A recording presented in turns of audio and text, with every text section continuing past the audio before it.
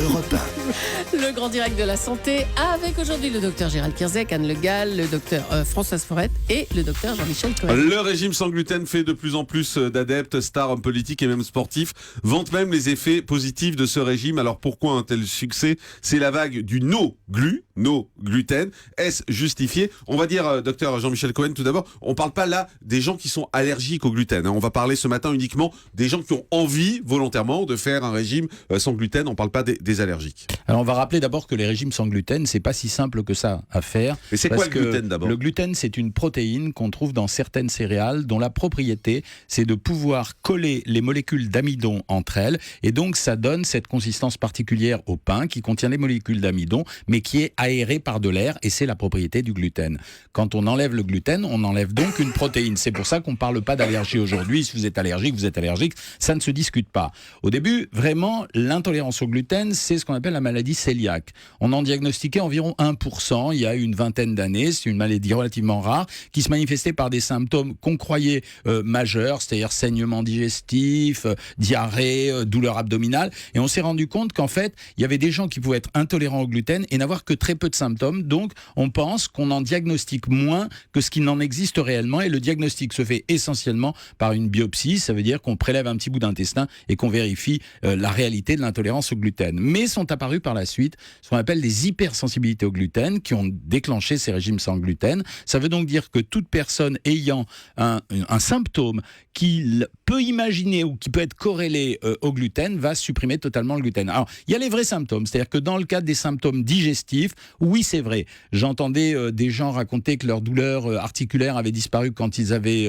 supprimé le gluten. Il n'y a pas de relation scientifique avérée à ce jour. J'entendais aussi que certaines personnes se sentaient plus performantes intellectuellement quand ils enlevaient le gluten. Il n'y a pas de relation avérée à ce jour et c'est même remis en question. Il y a des gens qui disent que l'arrêt total du gluten pourrait entraîner certains déficits. C'est ce que dit Djokovic, bien qu'il soit mis en valeur tout le temps. On a imaginé que justement ces faiblesses musculaires pouvaient être en relation avec la diminution du régime sans gluten. Ce qu'il faut rappeler, c'est qu'un régime sans gluten n'est efficace que s'il est totalement sans gluten. Ça veut dire que à ce moment-là, vous avez des tas d'aliments que vous ne connaissez pas qui en contiennent. Je donne l'exemple du vin. C'est seulement très récemment que dans le vin, on a commencé à noter s'il y avait ou non du gluten. Il y a du gluten dans le vin? Il peut y avoir du gluten dans le vin, absolument. Dans le chocolat, vous avez du gluten. Dans les produits allégés à 0%, les fromages blancs, etc., vous avez également du gluten. Donc ça veut dire pourquoi? Parce que dans ces produits-là, on rajoute des amidons transformés, comme dans beaucoup de plats préparés, etc. Et donc les vrais gens qui font des régimes sans gluten sont des grands professionnels de l'attention portée à ce produit, et c'est pas monsieur tout le monde. Donc il y a beaucoup de gens qui limitent le gluten simplement. Et qui se sentent mieux. Pour être très concret, est-ce que faire un régime sans gluten, ça veut dire maigrir? Est-ce qu'on maigrit en coupant le gluten de son alimentation? Alors, ça peut être un effet corrélé, bien entendu, parce que quand vous supprimez le gluten, vous allez commencer par supprimer tous les produits céréaliers, c'est-à-dire le pain, les pâtes. Je rappelle que les gens qui mangent sans gluten peuvent quand même manger du riz, du maïs, des châtaignes, du sarrasin. Donc, ou des pâtes sans gluten ou du pain sans gluten. Sauf que les pâtes sans gluten n'ont pas atteint le niveau de qualité j'ai goûté, c'est dégueulasse. Ouais, c'est pas très bon. Donc, mais quand vous supprimez, comme les gens font du régime sans gluten, ils vont supprimer volontairement quasiment la totalité des féculents, des produits céréaliers, et on sait qu'à partir du moment où vous limitez ces produits qui contiennent les sucres lents, les hydrates de carbone, on obtient des résultats en termes d'amaigrissement. Deuxième aspect positif des régimes sans gluten, là, c'est vraiment réel, c'est-à-dire que les gens qui se mettent à adopter un régime sans gluten ont un comportement alimentaire qui, dans l'ensemble, est bien plus satisfaisant que les autres parce qu'ils observent tout d'une façon générale, ils deviennent très vigilants sur leur alimentation, et c'est justement une crainte, parce que c'est une crainte, on l'a dit sur Europe 1 il y a quelque temps, parce qu'à partir du moment où vous commencez une exclusion alimentaire, vous êtes souvent tenté d'en démarrer une seconde, c'est-à-dire d'éliminer d'autres produits en vous disant tiens, ça aussi, ça va me faire du bien. Je rappelle quand même que tant que vous n'avez pas une intolérance prouvée au gluten, ça ne sert pas à grand-chose. C'est pas dangereux, mais ça ne sert pas à grand-chose. Moi, j'ai lu beaucoup quand même que le gluten alourdissait la digestion, ça faisait gonfler également. Alors, c'est vrai que la putréfaction des amidons dans l'intestin peut donner... Non, mais la putréfaction... J'ai envie d'arrêter. C'est ça.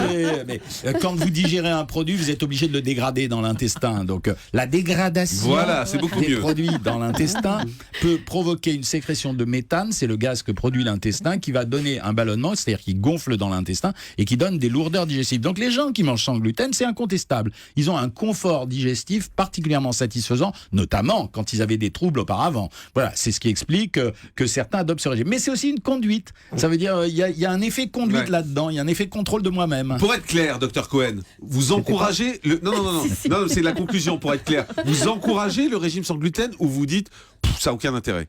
J'ai une position, bon, vous aimez pas ça, mais j'ai une position neutre. Je m'en fous. Mais choisissez. Non, mais je m'en fous. En réalité, je m'en fiche. Ça n'a aucun intérêt, quoi. C'est-à-dire, quelqu'un qui fait un régime sans gluten n'a pas de carence. Ouais. Donc, c'est quelqu'un qui se fait plaisir à lui. Et je pense que sur le plan digestif, c'est plus confortable. Donc, c'est pas très grave. Alors, à côté de vous, il y a le docteur Gérald Kierzek qui nous prend la tête depuis 4 mois avec son régime sans gluten. Est-ce que vous avez le sentiment que ça marche? Est-ce que vous êtes d'accord avec ce que dit le docteur Cohen? La tête à personne, puisque je fais un régime qui n'est pas un régime terroriste sans gluten. C'est-à-dire que je vais pas aller chercher les traces de gluten. J'ai simplement donc ça sert à rien, il limité. vous a dit. Si vous prenez un peu de gluten, ça sert à rien. J'ai simplement limité ma consommation de pain et de pâtes. Et ne serait-ce qu'en faisant ça, ça me permet de manger de temps en temps du pain, de temps en temps des pâtes et de me faire plaisir. C'est-à-dire que c'est une fête vraiment quand je mange du pain, alors qu'avant c'était de manière réflexe. On est tous attablés et puis on attend le plat et on grignote du pain.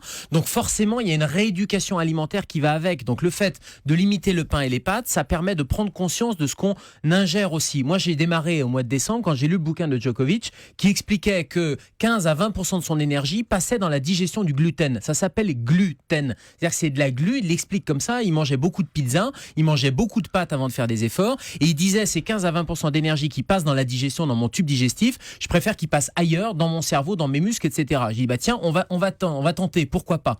Alors je pensais que Jean-Michel serait beaucoup plus véhément. Non mais moi je t'appelle quand tu fais un malaise cardiaque, pas pour un régime. Contre le gluten, et finalement je remarque qu'il est assez modéré, parce que si on fait ce régime de manière modérée, je crois qu'il n'y a que des bienfaits, il n'y a pas de danger. Et j'allais dire, si vous avez des inconforts digestifs, si vous avez un peu des fatigues chroniques, le fait de lever le pied sur le gluten, de même qu'il faudrait lever le pied sur les sucres ajoutés, eh bien ça permettrait de s'alléger de manière globale.